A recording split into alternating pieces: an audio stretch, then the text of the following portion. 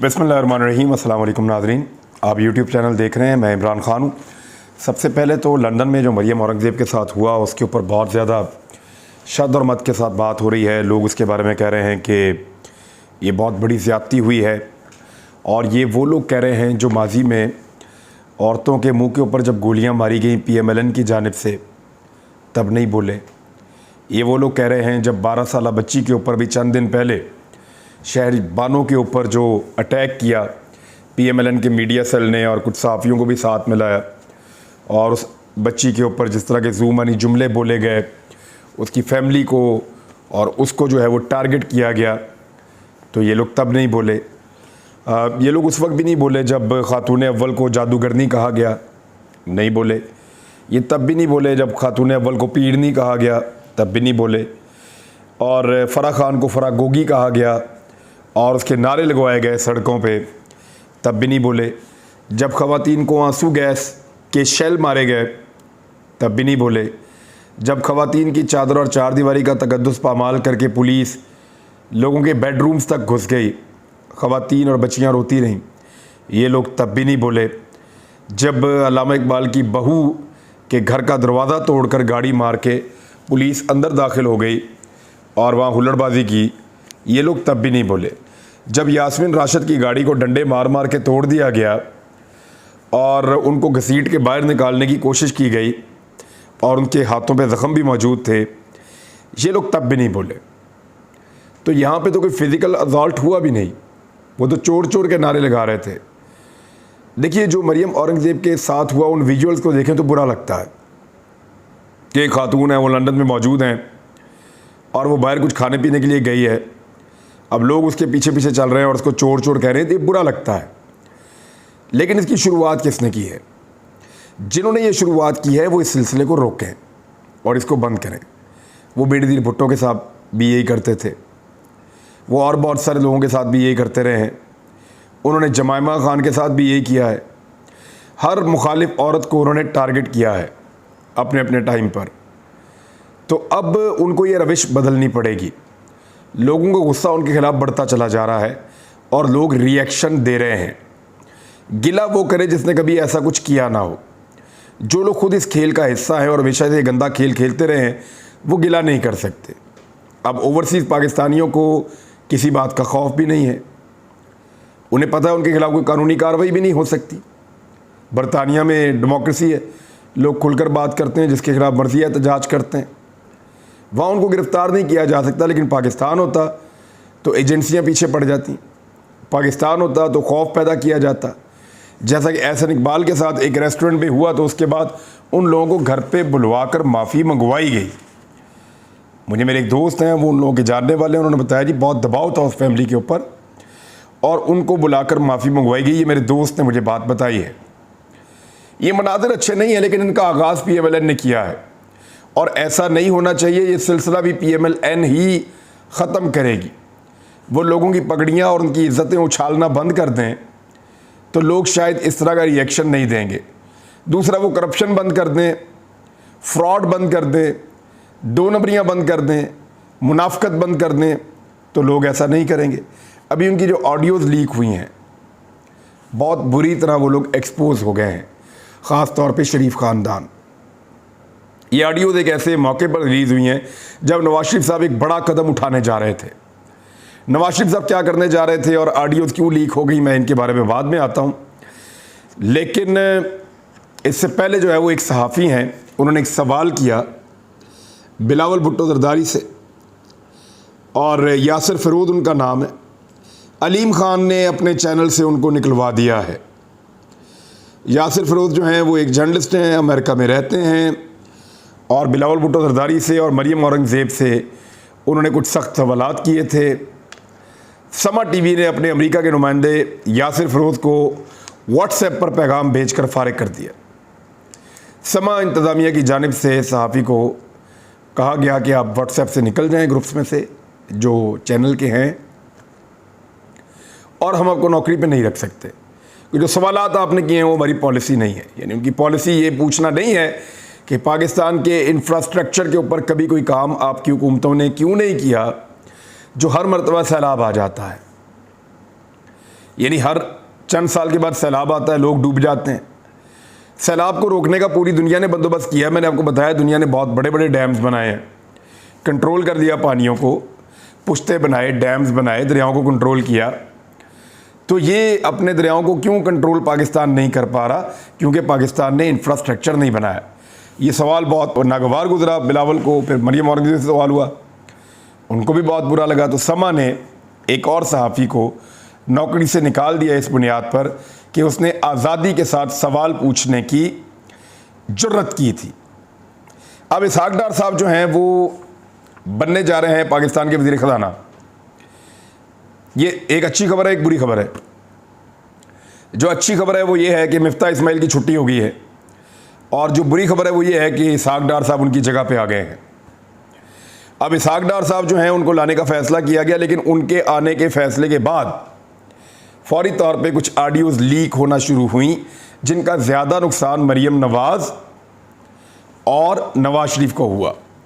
Public के अंदर या पॉलिटिकल पॉइंट ऑफ व्यू से ज़्यादा नुकसान इस बाप बेटी को हुआ है, क्योंकि ये फ़ैसला इनका है। इसहाक डार जो हैं वो एक मफरूर हैं, इश्तिहारी। नवाज शरीफ साहब जो हैं वो भी एक मफरूर हैं, इश्तिहारी भी हैं, मुजरिम हैं। तो एक मफरूर इश्तिहारी मुजरिम जो है वो दूसरे मफरूर को नॉमिनेट कर रहा है और उसको लगा रहा है पाकिस्तान का वज़ीर ख़ज़ाना। और पाकिस्तान का जो वज़ीर आज़म है वो मजबूर है उस मीटिंग में। पहले वो यहाँ से लंदन जाते हैं, लंदन से अमेरिका जाते हैं, अपना काम करके वापस अमेरिका से पाकिस्तान नहीं आते, वापस लंदन जाते हैं, फिर फैसला करते हैं, और वहाँ पे मिफ्ता इस्माइल की छुट्टी करा दी जाती है।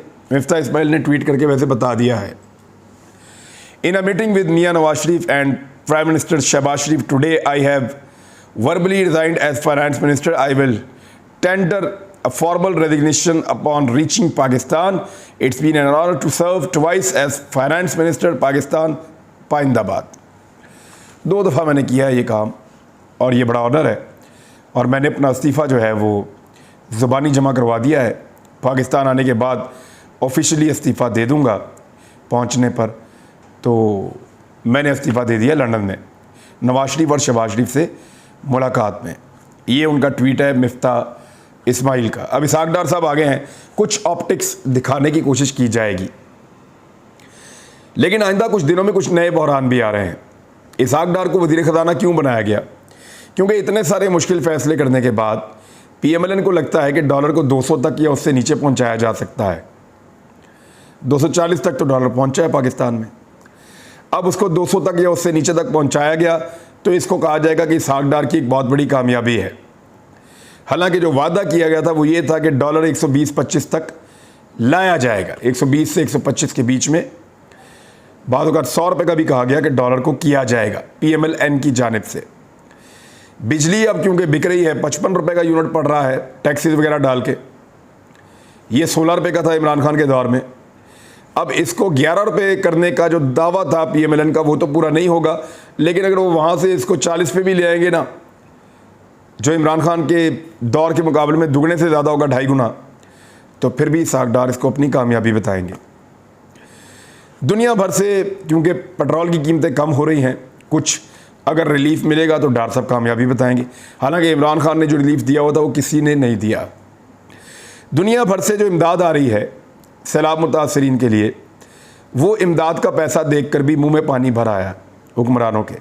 अब उस इमदाद को करप्ट सियासतदान और मुख्तलिफ जो अनासर हैं उनकी उस इमदाद के ऊपर नज़र है हमेशा की तरह।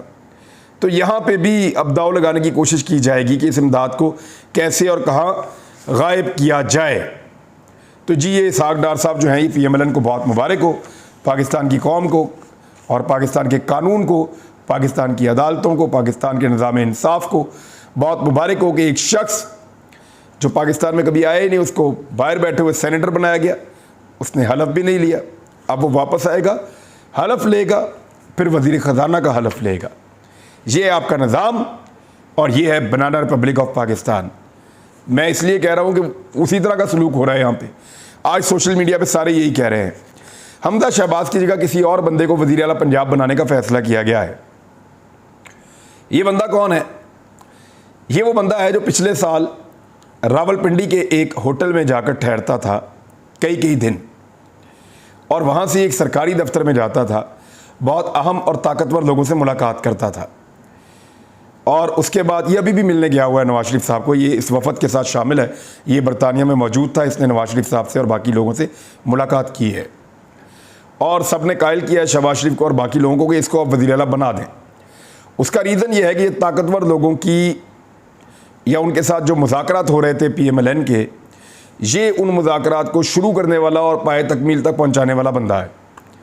ये वो मिडल मैन है जो ये सारा रोल प्ले कर रहा था। तो वो जो ताकतवर लोग हैं उनका ये फेवरेट हो गया और उन्होंने कहा कि इसको वज़ीर आला पंजाब बनाया जाएगा। लेकिन बाद में शरीफ खानदान ने इंतहाई चालाकी से हमजा शहबाज को वज़ीर आला पंजाब बना दिया। फिर हमजा शहबाज का पत्ता साफ़ किया गया और परवेज़ इलाही वज़ीर आला पंजाब बन गए। अब परवेज़ इलाही का पत्ता साफ़ करने के बाद इस फेवरेट आदमी को वज़ीर आला पंजाब बनाने का फ़ैसला किया जा रहा है। सौदा करने की ये कोशिश की गई है कि कुछ भी करके इसहाक डार को वज़ीर ख़जाना बनाया जाए और जो लोग मांग रहे हैं अपनी मर्ज़ी का वज़ीर आला, उनको पंजाब में उनका वज़ीर आला दे दिया जाए। वैसे तो वो हमारी जमात का बंदा है तो हमें उसका फ़ायदा हो जाएगा। अब काफ़ी लोग समझ गए होंगे वो कौन बंदा है और वो वज़ारत पे ऊपर भी रह चुका है पंजाब में और ज़्यादा लोगों को इस बात का आइडिया है। उसको वज़ीर आला कैसे बनाया जाएगा, ये काम पाकिस्तान के ताकतवर लोगों पर छोड़ा गया है। वही इस सारी चीज़ को करके दिखाएंगे और करके बताएंगे।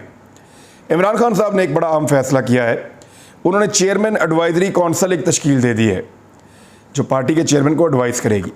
उसमें बड़े अहम लोग इमरान खान साहब ने जो है वो रख लिए हैं अपने साथ, जिसमें जो सदर है वो हामिद खान है, पुराने इमरान खान साहब के साथी, बानी रुकन पाकिस्तान तहरीक इंसाफ के उनमें से एक।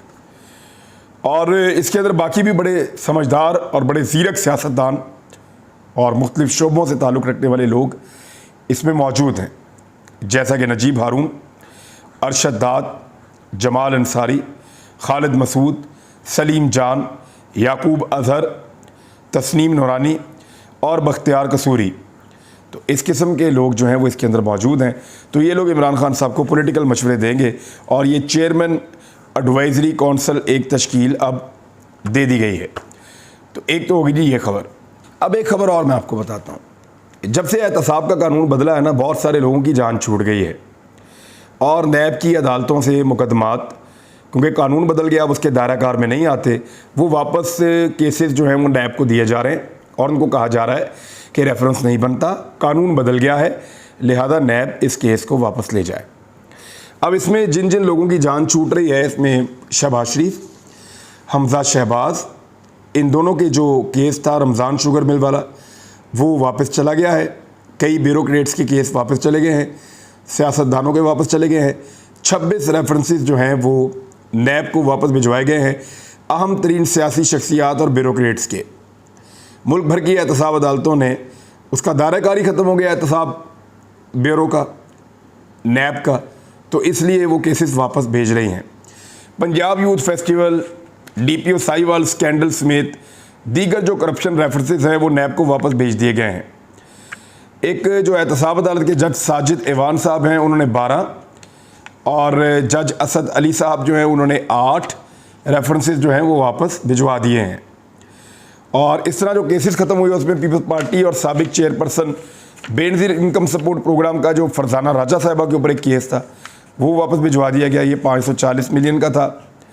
नैब तरमीमी एक्ट के मुताबिक 50 करोड़ से कम मालियत का कोई भी करप्शन का केस होगा तो उसको नहीं सुना जा सकेगा। यानी आप 49 करोड़ 99,999 रुपये की आप करप्शन करें तो आपको नैब नहीं पकड़ेगा। जिन शख्सियात के रेफरेंस वापस भिजवाए गए उनमें नवाज शरीफ, शहबाज शरीफ, हमजा शहबाज, हनीफ अब्बासी, यूसुफ रज़ा गिलानी, फरजाना राजा, राजा परवेज़ अशरफ, महताब अब्बासी और दीगर बहुत सारे ऐसे लोग शामिल हैं।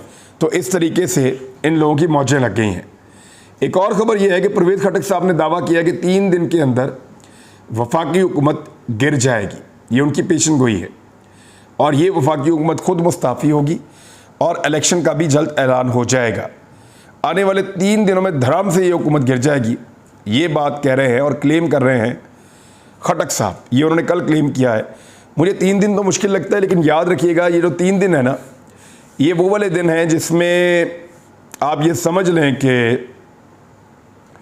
पाकिस्तान के अंदर जो एक वादा किया गया था इमरान खान साहब से कि इलेक्शन करवाए जाएंगे 2 हफ्ते में, वो 2 हफ्ते गालिबन अब मुकम्मल हो रहे हैं और ये 3 दिन उसी की एक डेडलाइन है। तो उसके बाद जिन लोगों ने वादा किया था कि वो ये कर पाएंगे, एक बड़ा सवाल है। वादा तो वो कर गए इमरान खान से कि इलेक्शन 2 हफ्ते के बाद आ जाएंगे और आप एहतजाज मत करें, लोगों को ना लेकर आएँ, आप कोई अनाउंसमेंट ना करें। जैसा कि पिछली मरतबा भी कहा गया कि इमरान खान साहब को हमने कह दिया था कि हम इलेक्शन करवाने वाले हैं, लेकिन उन्होंने अनाउंसमेंट कर दी लॉन्ग मार्च की। तो इस मरतबा फिर कहा गया कि हम इलेक्शन करवाने वाले हैं, तो आप अनाउंसमेंट मत कीजिएगा लॉन्ग मार्च की। तो इमरान खान साहब ने उसको होल्ड कर लिया।